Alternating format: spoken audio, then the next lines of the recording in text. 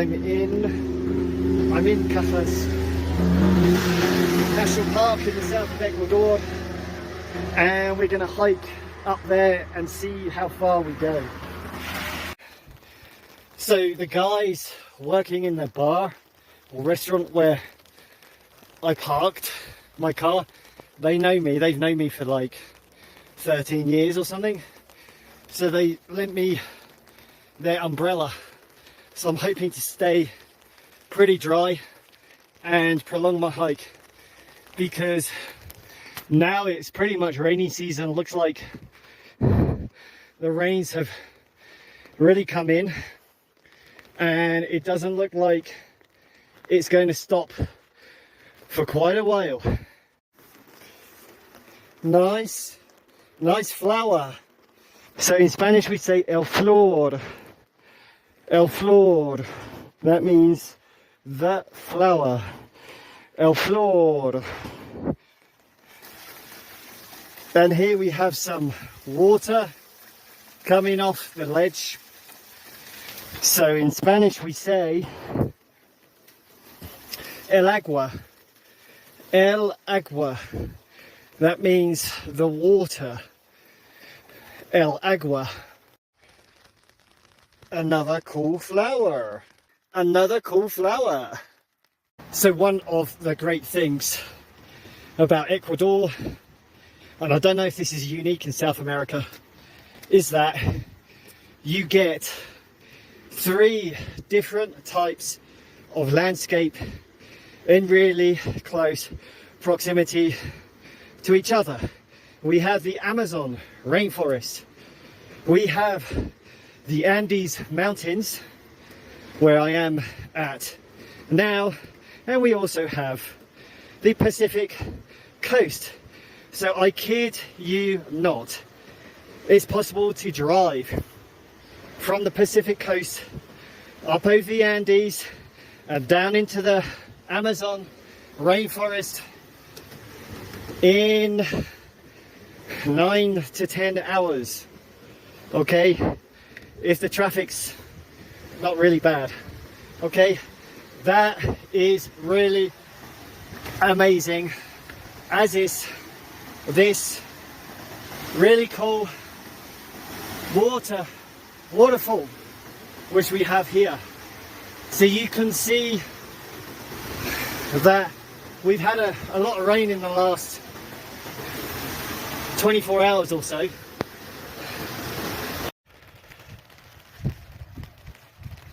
So I'm going to talk about the wind now in Ecuador.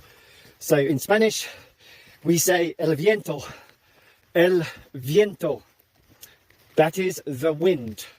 The wind. So here's a sentence you can practice. El viento es fuerte. El viento es fuerte. That means the wind is strong. El viento es fuerte. So in Ecuador, it's not very common that the wind is strong, okay? I don't know why. It could be because we don't typically have massive low pressures that we get back in the UK. So we don't get the wind. So you can see here, there's virtually no wind. There might be if I get to the top of one of those peaks there. And that's really advantageous because it doesn't get cold. You don't have the big thermal, well, it doesn't take the edge off the temperature. So if it's like 10 degrees, which it probably is around now, it's very rare that you're going to get wind and it's going to knock the temperature down or the feeling of the temperature, you know? So that is a massive advantage that we get here in Ecuador. So we're really starting to get into the clouds. It's still raining.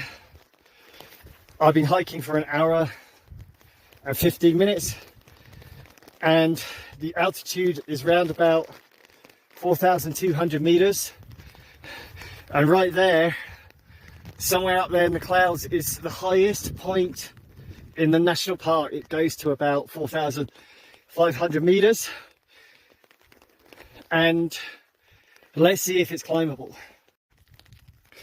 So incredibly, it's actually sleety. We got sleet going on here. Don't know if you can see it in the camera, but I can definitely see some sleet right now going up here. That is mad. So the top of the peak's right there, but I'm not gonna go to the top because it's kind of dangerous today with the weather conditions. We might get rock slide, so I'm going to turn back. I've already been to the top of that mountain quite a lot of times, so I'm really happy with what I've done today. More sleet. More sleet. I don't know if you can see that. Let's do the word for snow. So the snow. So the word for snow in Spanish is la nieve. La nieve. So we could say hay mucha nieve. Hay mucha nieve. Hay mucha nieve. That means there is a lot of snow. There is a lot of snow. Hay mucha nieve. Cool stone. Yet another cool waterfall. So you can see how the amount of water is eroding parts of this little stream or little river. Okay, so you get loads of landslides in Ecuador. It's a really big natural disaster. It can even take out parts of villages or even whole villages. Okay, landslides are a real problem, especially when you get the rainy season like now, or massively heavy torrential rain. So here we are back at the car park after doing 2 hours 45 minutes of hiking and running. Actually, most of the back I ran so that I wouldn't get cold. Nice waterfall there, and let's get some food.